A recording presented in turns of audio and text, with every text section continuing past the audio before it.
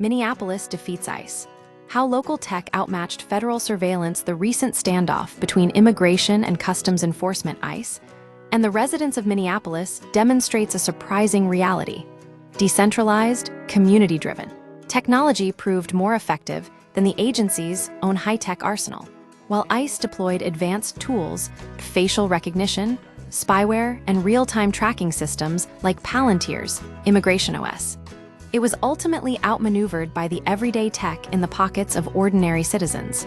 The technological imbalance. ICE entered Minneapolis armed with what it believed was a decisive advantage: battlefield-grade surveillance.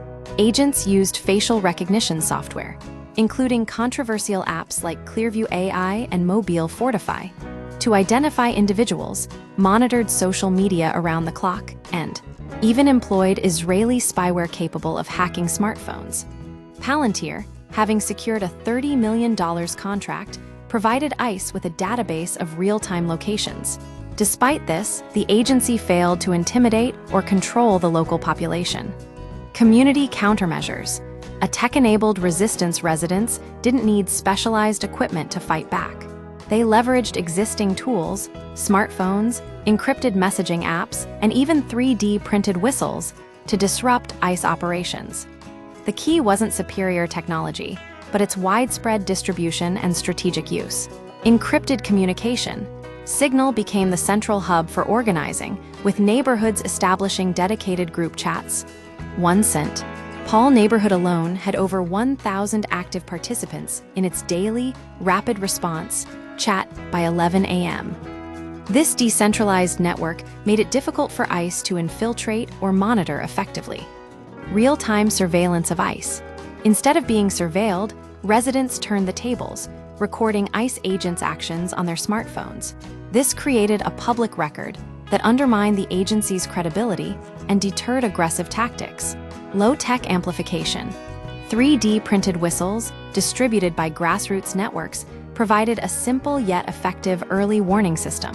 The Whistle Crew Wiki facilitated rapid production and distribution, ensuring widespread accessibility. Strategic disruption.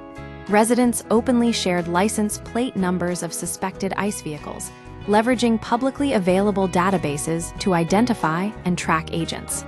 This transparency forced ICE to operate more cautiously. The collapse of the surge operation. The pressure mounted until Homeland Security Chief Tom Homan announced a reduction in force, pulling 700 ICE agents from Minneapolis. The remaining 2,000 faced unrelenting resistance from a determined community. By Valentine's Day, Homan admitted defeat, calling off the entire surge operation. The broader implications. Minneapolis' success demonstrates that technological superiority alone does not guarantee control. Decentralized, community-led resistance can effectively counter even the most advanced surveillance systems.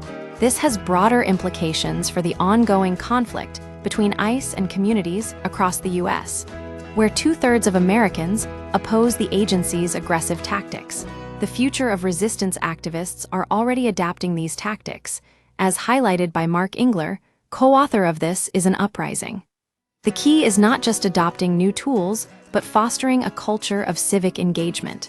Minnesota's high voter participation rates, strong labor unions, and history of social activism created the conditions for this success. Ultimately, the most effective weapon against authoritarian overreach may not be technology, but a deeply connected and mobilized population. The events in Minneapolis prove that when communities organize and leverage readily available tools, they can effectively challenge even the most heavily armed and technologically advanced adversaries.